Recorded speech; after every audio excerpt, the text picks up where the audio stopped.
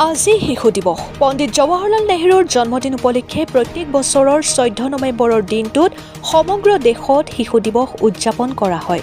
এই উপলক্ষে আজি ৰাজ্যৰ ভিন্ন প্ৰান্তত শিশু দিৱসৰ লগত সংগতি ৰাখি শিশুসকলক লৈ অনুষ্ঠিত হয় বিভিন্ন কাৰ্যসূচী।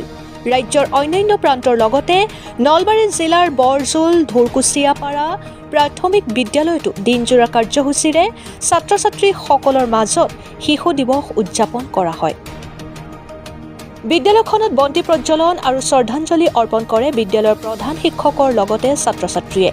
ইয়াৰ পিছতে অভিভাৱক পৰিচালনা সমিতি সমন্বিতে ছাত্ৰ-ছাত্ৰীসকলে সাংস্কৃতিক অনুষ্ঠানৰো আয়োজন কৰি দিহানাম, ছাত্ৰ-ছাত্ৰীসকলৰ মাজত গীত পৰিৱেশনকে ধৰি বিভিন্ন অনুষ্ঠান পৰিৱেশন কৰে। নলবাৰীৰ পৰা দীপু দাসৰ ৰিপৰ্ট, অৰুণোদয় আছাম।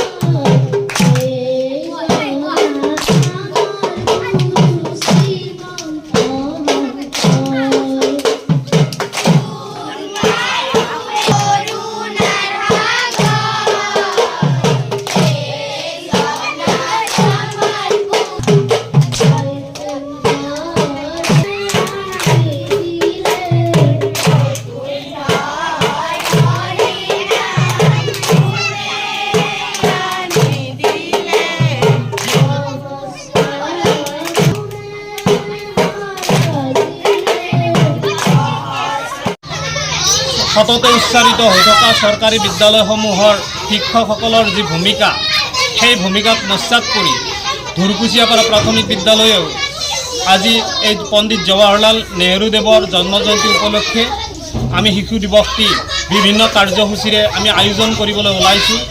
গতিকে তেখেতৰ প্ৰথমতে আমি শ্ৰদ্ধাঞ্জলি জ্ঞাপন কৰিলোঁ।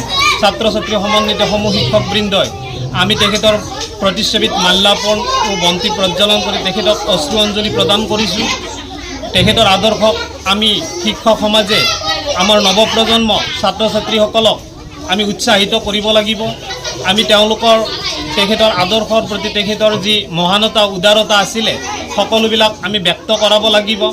প্ৰতি বছৰৰ নিচিনা 14 নৱেম্বৰৰ এই দিনটোতে অইন বছৰৰ নিচিনাও আমি এই বছৰ কাৰ্যসূচী ৰখা হৈছে। ছাত্ৰ ছাত্ৰীসকলে দিহানাম পৰিৱেশন কৰিব, বিভিন্ন গীত মাত কৰিব, কবিতা আবৃত্তি কৰিব।